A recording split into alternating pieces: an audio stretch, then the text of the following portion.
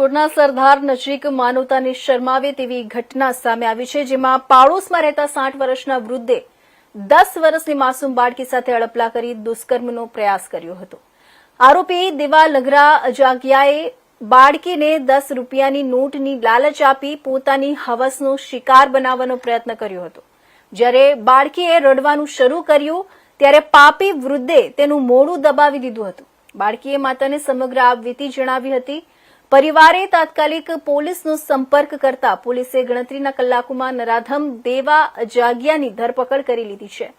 હાલ પોલીસે આ મામલે પોક્સો સહિતની ગંભીર કલમો હેઠળ ગુનો નોંધી આગળની તપાસ હાથ ધરી છે.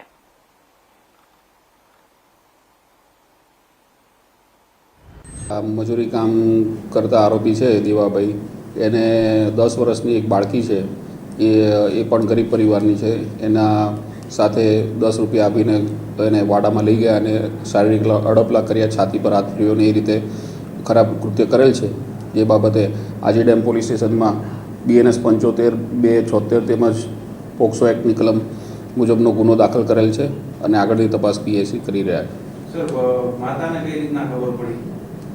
માતાને એને બાળકી મારફતે ખબર પડી, એમની બેનપણી છે એના મારફતે ખબર પડી એવી જાણ પર આવે છે વાત. બાળકીને કઈ લાલચ આપવામાં આવી હતી? હા, એને 10 રૂપિયાની લાલચ આપીને એને સાઈડ પર લઈ જઈને આ કૃત્ય કરેલ છે. સર, જે આરોપી છે એનો અગાઉ કોઈ ગુનાહિત ઇતિહાસ કે અગાઉ કોઈ છોકરી સાથે આ રીતના? ના, આરોપીનો અગાઉ કોઈ ઇતિહાસ નથી. આરોપીનું નામ નહીં?